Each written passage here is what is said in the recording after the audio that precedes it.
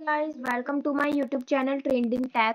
Guys, इससे पहले मैंने आपको इसेंशियल ऑफ फाइनेंशियल इन्वेस्टमेंट में उसका इंट्रोडक्शन करवाया था और उसके टाइप्स मैंने करवाए थे। देन उसके बाद मैंने फाइनेंशियल इन्वेस्टमेंट करवा दिया था। अब हमारे पास आ गया इसका प्रोसेस कि प्रोसेस ऑफ इन्वेस्टमेंट क्या होता है। ठीक है, आज हम इस वाली वीडियो में प्रोसेस ऑफ इन्वेस्टमेंट करेंगे और उसके बाद objectives of investment, financial investment करेंगे। ठीक है, तो आज हम इसमें प्रोसेस ऑफ इन्वेस्टमेंट करेंगे और ऑब्जेक्टिव्स भी करने वाले हैं। तो शुरुआत करते हैं हमारी प्रोसेस ऑफ इन्वेस्टमेंट से। ठीक है, तो सबसे पहले आ जाता है प्रोसेस ऑफ इन्वेस्टमेंट में identifying your financial goals. Identifying your financial goals का मतलब है सबसे पहले तो आप इन्वेस्टमेंट कब करोगे। आप इन्वेस्टमेंट ये देखोगे कि आपका गोल क्या है, आपको कैसे अपनी इन्वेस्टमेंट को बढ़ाना है, अर्निंग कैसे करनी है, आपको शॉर्ट पीरियड के लिए करना है या फिर लॉन्ग पीरियड के लिए करना है, आपको कम इंटरेस्ट के लिए करना है या फिर ज्यादा इंटरेस्ट के लिए करना है ना। ये होता है ना, हम इन्वेस्टमेंट कैसे करेंगे। सबसे पहले हमारा ये गोल होना चाहिए कि हमें इन्वेस्टमेंट करना कहाँ है और कहाँ, कैसे डिसाइड करेंगे। हम ये डिसाइड करेंगे कि हमें कितना रेट ऑफ इंटरेस्ट, कितना हमें इंटरेस्ट, हमें रिटर्न चाहिए, है ना। इन्वेस्टमेंट हम कैसे करेंगे, कितना हमें रिटर्न चाहिए। अगर कम रिटर्न चाहिए, शॉर्ट टर्म के लिए चाहिए तो हम वहां करेंगे। अगर हमें ज्यादा रिटर्न चाहिए, लॉन्ग टर्म के लिए चाहिए तो हम वहां करेंगे। एक तरह से हमें सबसे पहले अपना गोल डिसाइड करना होगा कि इन्वेस्टमेंट करनी है तो कहाँ करनी है और कैसे करनी है। ठीक है, मतलब हमें कितनी हमें रिटर्न चाहिए। ये आ जाता हमारा फर्स्ट। ठीक है, फर्स्ट हमारा क्या है ये। अब देखो, इसमें तीन ही चार ही है इसमें, तो हमारा हम इसमें सबसे पहले क्या आ जाता है हमारा फर्स्ट, क्या आइडेंटिफाई करेंगे हम अपना फाइनेंशियल गोल। ये हमारा फर्स्ट है कि हमें इसमें जो हमें पहली चीज जो हमें अपने प्रोसेस में देखनी है, इन्वेस्टमेंट के प्रोसेस में। ठीक है, सेकंड चीज क्या आती है, एसेसिंग योर रिस्क एप्टीट्यूड। मतलब हमें यहाँ पे देखना है कि हमारा रिस्क इसमें कितना है। एसेसिंग योर रिस्क एप्टीट्यूड का मतलब क्या होता है कि जब भी हम अपना कोई भी फाइनेंशियल इन्वेस्टमेंट कर रहे हैं तो हमने ये तो देख लिया कि हमारा गोल क्या है ना, हमें कितना रिटर्न चाहिए। लेकिन उसके बाद आपको ये भी तो चेक करना होगा ना कि कितना उसमें रिस्क है। मान लो आपको रिटर्न तो हाई मिल रहा है बट रिस्क भी बहुत है ना, कि भाई लॉस भी हो सकता है, तो जाहिर सी बात है वहां आप कम करोगे, है ना। जैसे कि क्या करते हैं लोग ना, दो चीजों में सोचते हैं कि जी शेयर्स में करें या फिर डिबेंचर्स में करें, है ना। डिबेंचर में क्या मिलता है हमें यहाँ पे कि इंटरेस्ट का होता है सारा, है ना। वहां पे तो हमें डिविडेंड मिलेगा, वहां पे हमें इंटरेस्ट मिलेगा। लेकिन रिस्क एक तरह से देखा जाए तो रिस्क डिबेंचर में कम है ना, शेयर्स में ज्यादा होगा। इक्विटी शेयर हो गए, जो भी शेयर्स हो गए, सब में इसमें क्या होगा हमारा। वहीं पर ही अगर हम बात करें तो हमारी जो अर्निंग होती है वो शेयर्स में ज्यादा होती है और डिबेंचर में कम होती है। तो ये क्या है कि हमें लॉस, हमें मतलब हमें रिस्क कहाँ पर है कि शेयर्स में हमारा रिस्क ज्यादा है, डिबेंचर में तो कम है। लेकिन वहीं पर ही अर्निंग की बात करें तो डिबेंचर्स में हमारी अर्निंग तो हमें कम होगी बट शेयर्स में ज्यादा। तो हम क्या, हमें ये चीज तो हमें सोचनी पड़ेगी ना कि हमारा गोल क्या है, और गोल के बाद हमें क्या सोचना पड़ेगा कि हमारा उसमें रिस्क कितना है ना। पहले तो हम देखेंगे कि हमें रिटर्न कितना चाहिए। गोल हमारा फाइनेंशियल गोल क्या है, हमें रिटर्न कितना चाहिए, हाई चाहिए लो चाहिए। उसके बाद हम देखेंगे उसमें रिस्क कितना है। अगर रिस्क ज्यादा है तो उस चीज को नहीं लेंगे, अगर कम है तो लेंगे। जाहिर सी बात है ना। थर्ड हमारी चीज आती है अंडरस्टैंडिंग मार्केट कंडीशन। हमें मार्केट की कंडीशंस को भी देखना पड़ेगा। देखो, सबसे पहले आपने क्या करा, गोल सेट कर लिया कि हमें रिटर्न हमें कितनी चाहिए, हाई चाहिए या फिर लो चाहिए। ठीक है, फिर नेक्स्ट आपने देखा कि हमने ये तो चूज कर लिया कि हमें हाई चाहिए तो हमने इसमें चले गए, ठीक है, या फिर हमें लो चाहिए तो हम इसमें चले गए। अब देखो उस चीज में रिस्क कितना है ना। उसमें भी तो ऑप्शंस होता है ना कि किसमें ज्यादा है, किसमें कम है। तो अगर ज्यादा वाले में ज्यादा है तो फिर नहीं लेंगे, कम है तो लेंगे, राइट। अब उसके बाद भी देखो, वो भी अब ज्यादा ये भी होता है कि कभी कभी हम ज्यादा में भी ले लेते हैं, क्यों, क्योंकि उसमें हमें रिटर्न का ज्यादा होता है। फिर उसके बाद हम देखेंगे मार्केट कंडीशन के, मार्केट की कंडीशंस कैसी हैं। ठीक है भाई, अगर हाई पर जा रही है देन तो ओके, ठीक है, फिर तो हम अपने शेयर्स, फिर तो हम शेयर्स खरीदेंगे, अपने इन्वेस्टमेंट हम कर देंगे। अगर मार्केट ही लो में जा रही है तो फिर हम नहीं लेंगे, जाहिर सी बात है, राइट। ये मानो ना, आप चलो शेयर्स का छोड़ो, अगर तुम कोई लैंड या तुम कोई बिल्डिंग खरीद रहे हो, ठीक है, तो तुम क्या देखोगे, मार्केट में क्या दाम है ना। अगर तुम मान लो तुम सोना खरीदने जा रहे हो, ठीक है, सोना, अब हम सोना खरीद रहे हैं, हम गोल्ड खरीद रहे हैं, तो ये भी तो हमारी एक तरह से इन्वेस्टमेंट ही है ना। हम अगर सोना चांदी खरीदते तो हमारी इन्वेस्टमेंट ही, तो भी सोना खरीद रहे हैं तो क्यों, क्योंकि आगे जाके सोने की कीमत बहुत बढ़ेगी, है ना।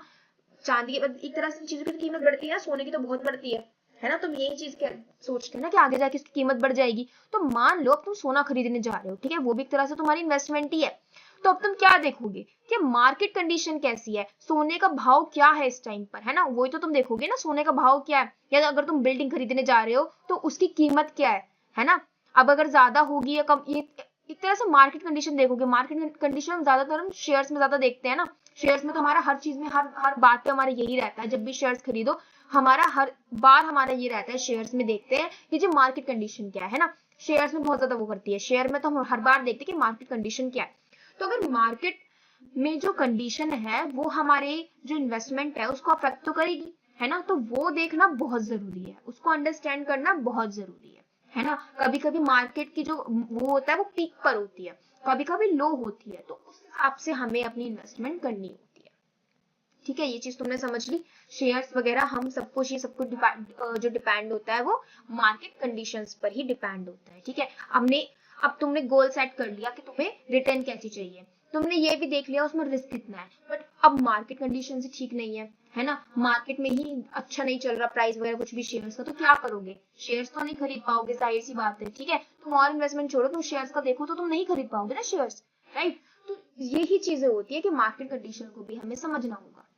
फोर्थ चीज आ जाती है selecting right investment based on your needs.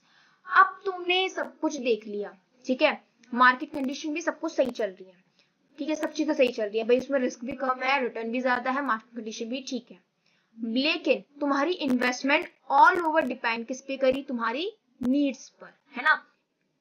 ये तो हमने इसमें देख ही लिया था कि हमारी जो भी हमारी डिपेंड कर रही है इन्वेस्टमेंट वो हमारी नीड्स पे कर रही है।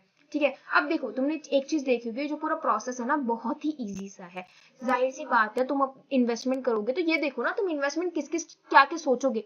तुम अभी कुछ इन्वेस्टमेंट करने जा रहे हो मान लो, तो तुम क्या क्या सोचोगे और जो तुम्हें इन्वेस्टमेंट के लिए करना चाहिए, है ना। जो जो तुम्हें इन्वेस्टमेंट के लिए तुम्हें एक तरह से ध्यान में रखनी चाहिए चीजें, कि हमें क्या क्या देख के हमें इन्वेस्टमेंट करनी है, रिस्क देख के करना है, रिटर्न देख के करना है, सब चीजें तुम ध्यान में रख के इन्वेस्टमेंट करोगे, वो चीजों को सोचो और लिख दो।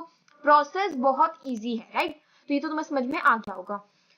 ठीक है, नेक्स्ट चलते हैं इसके नेक्स्ट टॉपिक पर। Objectives of investment. सबसे पहले आता है सेफ्टी।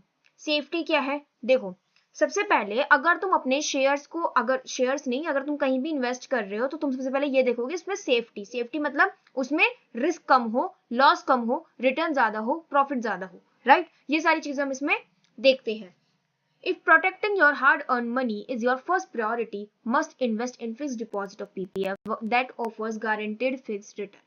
It means that अगर तुम अपने मनी को ये देखना चाहते हो कि तुम अपनी कहीं पर भी इन्वेस्ट कर रहे हो तो फिर वो कहीं सेफ प्लेस पर इन्वेस्ट करो, तो तुम उसमें क्या करोगे, ये देखोगे कि उसमें तुम्हारी जो इन्वेस्टमेंट है, मतलब या तो तुम अपने फिक्स डिपॉजिट में करोगे, है ना, या फिर पीपीएफ, या फिर तुम इसमें देखोगे कि ये जो है उसमें फिक्स्ड रिटर्न मिले, या फिर तुम्हारी जो भी इंटरेस्ट हो, जैसे कि तुमने कहीं भी इन्वेस्ट किया तो तुम क्या देखोगे कि इंटरेस्ट तो ज्यादा मिले, लेकिन जो तुम्हारा जो इन्वेस्टमेंट है वो उस पर फिक्स्ड रिटर्न मिले।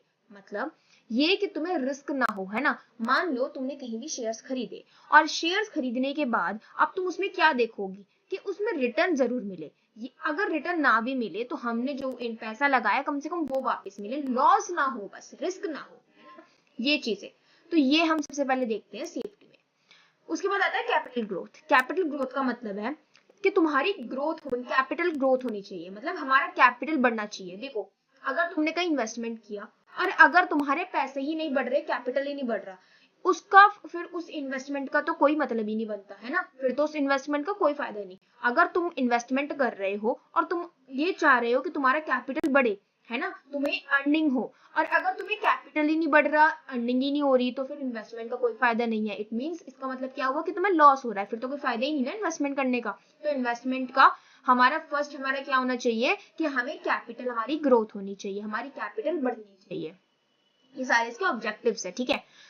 तो ये सारे हमें ध्यान रखने हैं, पेपर में आ जाता है हम लिख सकते हैं हम इनको आराम से। फिर हमारी थर्ड चीज, हमारी जो नेक्स्ट चीज आती है वो आती है इनकम। ठीक है, हमारी दूसरी चीज आ रही है, वो आ रही है इनकम। इनकम क्या है, इनकम का मतलब वही हमारा फिर से वही मतलब आ जाता है इन्वेस्टमेंट में, कि इन्वेस्टमेंट में हमें अर्निंग होनी चाहिए, हमारा अर्निंग से इसका मतलब यही होता है। ठीक है, इनकम मतलब कि अर्निंग हो कुछ ना कुछ, ठीक है, लॉस ना हो या रिस्क ना हो, बस एक तरह से इनकम हो चाहे कुछ भी हो, ठीक है। So reliable source of income is another common goal of investing. These investment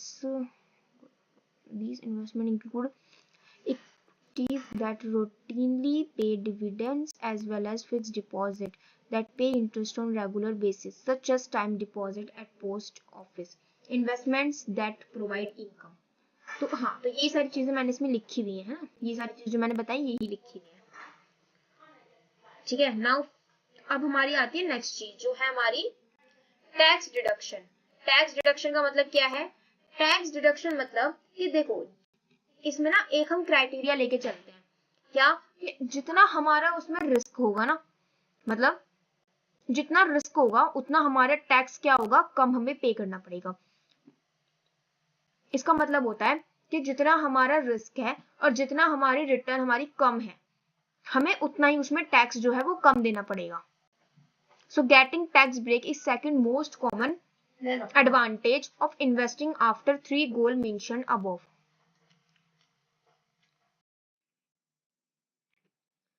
अब आ जाते हैं टैक्स डिडक्शन पर। टैक्स डिडक्शन मतलब कि getting tax break is the second most common advantage of investing after 3 goals mentioned above. मतलब tax deduction का क्या है कि जितना हमारा रिस्क जो है वो ज्यादा होगा उतना हमारा जो टैक्स है वो कम होगा। मतलब हमारा रिस्क जितना ज्यादा उतना ही हमारा टैक्स क्या होगा, कम। तो टैक्स डिडक्शन का मतलब ये होता है कि जितना रिस्क तुम ले ज्यादा होगा उसमें उतना ही हमें टैक्स हमारा कम होगा। ये होता है टैक्स डिडक्शन। ज्यादा ऑब्जेक्टिव्स नहीं है, 4 ही इसमें ऑब्जेक्टिव्स हैं जो मैंने आपको समझा दिए, ठीक है। अब ये मैंने आपको जो समझाए हैं आप इनको खुद भी बनाकर लिख सकते हो पेपर में, राइट। सो ये मैंने समझा दिया। आज की वीडियो मैंने आपको प्रोसेस समझाया और ऑब्जेक्टिव समझाए, ठीक है।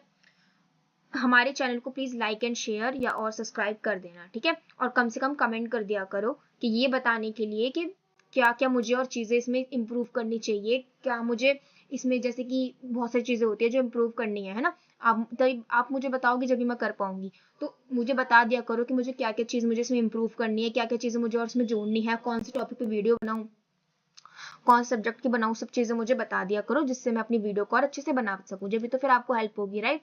सो ये चीजें बता दिया करो कमेंट में, कम से कम ये बता दिया करो कि कैसी लगी, ठीक है। कमेंट जरूर किया करो, okay. So thank you and bye.